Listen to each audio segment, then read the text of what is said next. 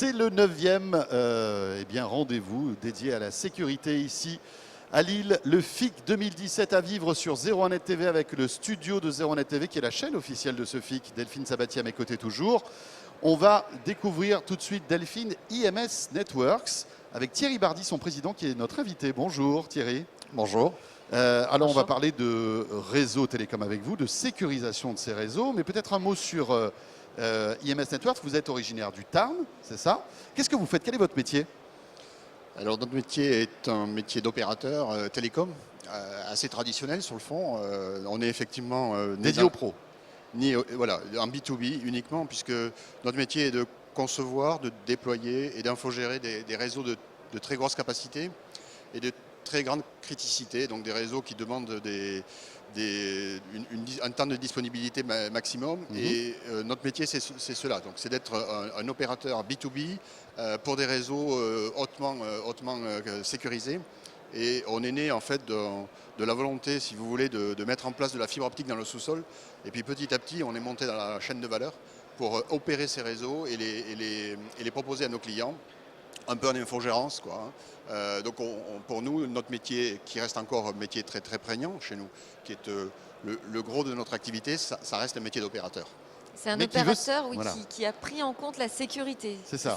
Absolument, c'est un opérateur télécom qui se voyait confier par ses clients des réseaux donc, de haute criticité. Et très logiquement pour nous, vis-à-vis de nos clients, on est venu sur la sécurisation de ces réseaux, au-delà de faire en sorte que ces réseaux aient des temps de disponibilité de 99,999.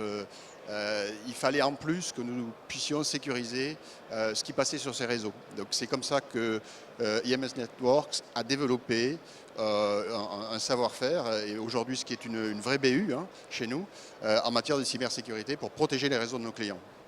Très bien. Alors, qui fait appel à vos services aujourd'hui? Quel type de société? Alors, tout type de société ou même d'organismes publics, puisque nos clients sont de grands groupes, mais aussi des PME. Alors, je peux en citer quelques-unes. Dans le domaine bancaire, le groupe BPCE, par exemple, est un client. On a des clients dans le domaine public, comme Météo France, qui est un client à qui on fournit du réseau et de l'accès Internet. Toujours sécurisé aussi. Mais voilà, avec en plus, au-delà du tuyau, si j'ose dire, on fournit également la partie sécurité.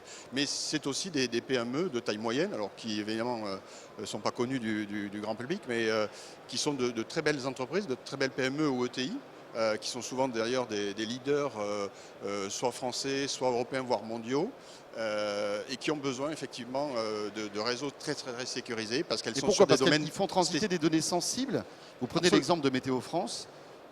Alors Météo France, si vous voulez, c'est quand même sensible. La météo, au-delà de ce que nous pouvons regarder sur les chaînes, après le JT, c'est aussi des données qui sont fournies à des tas d'autres organismes et qui servent à, par exemple, dans le domaine de l'aviation civile. Vous voyez, donc c'est quand même relativement sensible. Et ces données-là, il vaut mieux les protéger. D'abord, il vaut mieux que l'accessibilité soit... Et puis elles ont une valeur aussi. Ne soit pas interrompue. Et puis, comme elles ont une haute valeur, il faut les protéger. En tout cas, il faut les protéger de la malveillance de certains pirates qui pourraient vouloir les détourner ou les modifier pour pouvoir intervenir, le cas échéant, sur des données qui seraient fournies par Météo France à des acteurs qui, eux, les exploitent dans d'autres contextes. Et concrètement, comment vous les sécurisez, ces données, à travers le réseau? Ce sont des logiciels que vous intégrez dans votre plateforme de service? Notre métier, si vous voulez, c'est d'être, quand je disais tout à l'heure que nous sommes opérateurs, notre métier, c'est de designer, de déployer, d'infogérer. Donc sur le domaine de la sécurité, c'est un peu la même chose. On ne vend pas de technologie, on ne vend pas de hard ou de soft, on vend du service. Donc on intègre des technologies sur des plateformes qui sont dans nos data centers, et on fournit à nos clients un service managé en 24/7 bien sûr, qui permet à nos clients d'avoir, je dirais en mode un peu tiroir, d'avoir des éléments de sécurisation qui viennent en complément de leur propre politique de sécurité. Donc là, sur le FIC, par exemple, vous faites votre marché, vous allez voir quelles sont les solutions que vous pourriez proposer à vos clients. Oui, absolument. On est nous, si vous voulez, des intégrateurs, mais on n'intègre pas les technos chez nos clients, on les intègre sur nos plateformes et on délivre un service managé, en fait, qui est fourni à nos clients. Quel type d'attaque vous arrivez à détecter et lesquelles vous pouvez protéger en fait? Vous savez, les attaques sont nombreuses. Enfin, vous êtes journaliste spécialisé, donc évidemment, votre culture n'est pas à faire là-dessus, mais les attaques sont très très nombreuses. Donc, on a évidemment, par exemple, du firewalling classique qu'on vient déployer chez nos clients. On a un client chez qui on a déployé sur 54 filiales dans 47 pays des firewalls qu'on infogère et qu'on administre. Évidemment, pour sécuriser l'accès Internet sur l'ensemble de ces 47 pays, d'accord ? Plus la France, bien sûr, parce que c'était une entreprise française. Mais on a aussi des entreprises, on parlait tout à l'heure de Météo France, mais on pourrait parler aussi du domaine bancaire.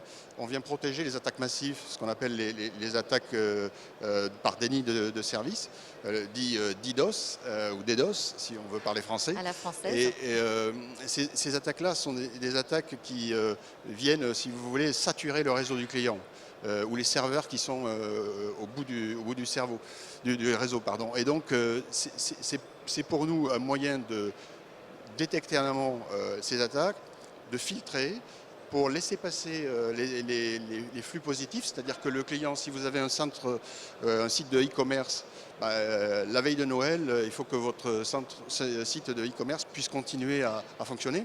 Et si vous avez une attaque massive du type DDoS qui vient sur votre serveur, il faut continuer à laisser passer les bons flux, si j'ose dire, et parquer, interrompre les flux qui sont des flux malveillants. Et C'est ça comment notre métier. vous triez le bon grain de livret? Oui. Comment vous faites pour savoir quel est le bon flux et le mauvais flux? Alors là, on s'appuie évidemment sur un certain nombre de plateformes technologiques, mais sur ce domaine-là en particulier, on est des défenseurs, si j'ose dire, d'une version souveraine.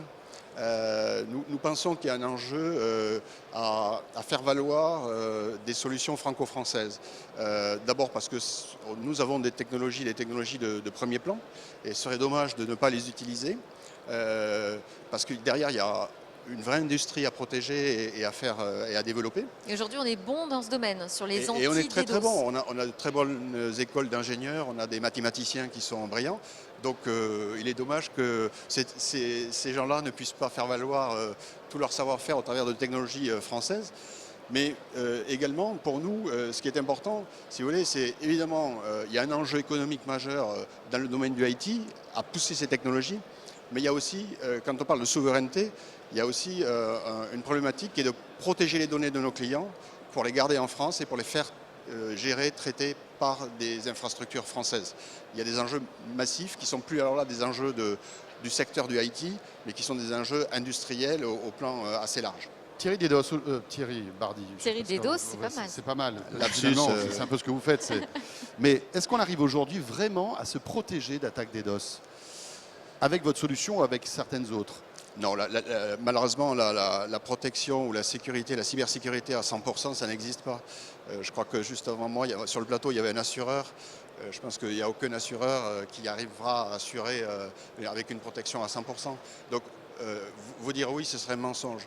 Par contre, effectivement, par des mécanismes, par des algorithmes qui sont spécifiques, on arrive à protéger relativement bien un certain nombre d'attaques, notamment ces attaques massives, parce qu'on les connaît bien, même si c'est une course de fond, parce que les pirates ont toujours un coup d'avance. On arrive à les protéger et on arrive à faire en sorte qu'effectivement les services ne soient pas interrompus. Et ça, c'est majeur parce qu'il y a des millions et des millions d'euros qui sont en jeu. Évidemment. Et dans le cas de l'attaque DDoS, donc, en fait, elle est détectée au moment où il y a un flux plus important que d'habitude. Ça veut dire qu'il y a une surveillance permanente des requêtes qui sont faites sur un site? Oui, il y a une surveillance permanente. 24... Et ensuite, on les met de côté, les fausses Alors, requêtes? il y a une surveillance 24 heures sur 24 par des robots, par des algorithmes spécifiques. Mais on ne peut pas se passer de l'humain, parce que quand une attaque intervient, évidemment, il faut des spécialistes pour juger du niveau de l'attaque et surtout de ce que l'on va faire derrière, parce que suffit pas, on ne peut pas tout confier à des robots, à des algorithmes. Il faut encore de l'humain, encore heureux, pour pouvoir gérer ces attaques intelligemment, avec un maximum d'intelligence et d'expertise par rapport à la problématique de l'attaque donnée. Donc ces fausses requêtes sont mises de côté et ensuite il y a un humain qui va peut-être les autoriser à nouveau à se connecter. Alors, les attaques sont détectées, les flux positifs sont laissés, je dirais, pour pouvoir les mettre à disposition du client. Les flux négatifs ou les flux qui ne sont pas licites, on les parque ça nous permet de les analyser, de savoir en fait, là-dedans, il y a peut-être des flux qui restent positifs, donc il faut pouvoir les remettre à disposition du client. Et puis, il y a toute une partie, entre guillemets, enquête pour nous, qui est essentielle, qui est de pouvoir connaître d'où vient l'attaque, de quoi elle est composée, pour pouvoir derrière enrichir des bases de données et donc faire évoluer l'algorithme pour mieux détecter demain l'attaque qui viendra avec de nouveaux enjeux. Thierry Bardi, tout ça, c'est de l'expertise. Alors, ce qu'il y a de fort, c'est qu'elle est française, cette expertise. De A à Z, on peut se passer de l'intelligence d'autres pays pour sécuriser en fait tout ça aujourd'hui. C'est ce que vous défendez. Oui, absolument. Ce que je disais tout à l'heure, c'est que d'abord, on travaille de très près avec l'ANSSI, par exemple, sur ces sujets, pour faire valoir cette technologie française. Et une fois de plus, il y a un enjeu qui est un enjeu industriel dans le domaine des nouvelles technologies pour d'ailleurs donner ces technologies aux entreprises françaises, mais aussi pour pouvoir les amener sur d'autres territoires. Quand on parle de souveraineté française, elle est de facto souveraine européenne. Donc nos amis allemands, italiens, espagnols sont également très intéressés par ces technologies. Et puis, une fois de plus, il y a des technologies sensibles quand on est dans certains secteurs un peu sensibles. L'aéronautique, par exemple, il est quand même assez intéressant de pouvoir compter sur des technologies françaises maîtrisées en France. Et pourquoi ne pas confier ces données aux Américains, par exemple? Ils sont bons aussi. Je pense que M. Snowden nous a appris que nos amis américains, nos alliés américains étaient aussi capables d'aller chercher des données et de les utiliser non plus dans une guerre avec des armes à feu, mais dans une guerre économique. Nous sommes tous en guerre économique. C'est vrai pour les États-Unis, c'est vrai pour les événements récents qu'on a vus avec la Russie, la Chine, enfin tous les pays. Et donc là, il y a un enjeu qui est colossal. Et cet enjeu-là, nous, on est porteur d'une solution, enfin en tout cas d'une revendication pour pouvoir dire on a des ressources en France, utilisons-les déjà en France et allons à la conquête du monde avec nos technologies. On a de bons ingénieurs dans notre pays? Très très bon. Alors on n'en forme pas assez. Le problème de la cybersécurité, c'est que nous manquons d'ingénieurs.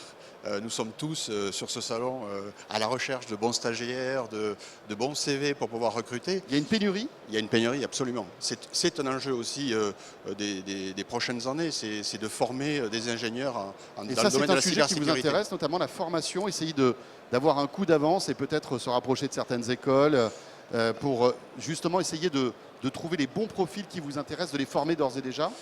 Bien sûr, alors on collabore avec un certain nombre d'écoles, d'universités. Nous prenons chez IMS Networks, on est assez friand de la démarche d'apprentissage ou de formation à l'alternance. On collabore avec plusieurs écoles d'ingénieurs dans ce domaine-là, parce que ça nous permet sur une période de 3 ans d'avoir de jeunes gens à la fois avec de la pratique et de la théorie, et au bout des 3 ans, de leur faire des propositions d'embauche. Et ils sont hyper opérationnels, à la fois sur de la théorie, mais aussi sur la pratique. En France, est-ce qu'elles sont intéressantes, ces propositions d'embauche? Parce qu'il y a aussi une carte qui existe et qui permet de voir la fuite des cerveaux. Et on voit qu'il y a beaucoup, effectivement, des bons ingénieurs, data scientists, enfin des gens qu'on cherche activement en France, qui partent à l'étranger, parce qu'il y a des méthodes de travail différentes, parce que les salaires sont parfois plus élevés, parce que les entreprises sont plus grandes. Et donc comment on fait aussi pour répondre à ça? Est-ce qu'on est capable de faire des offres aussi intéressantes? On les envoie dans le Tarn, ils sont bien dans le Tarn en plus, non? Oui, absolument. Ils sont bien dans le Tarn, mais c'est pour nous un enjeu majeur, c'est-à-dire effectivement stopper la fuite des cerveaux, et en particulier les meilleurs, éviter qu'ils aillent en Californie par exemple, effectivement. Donc il faut en former plus.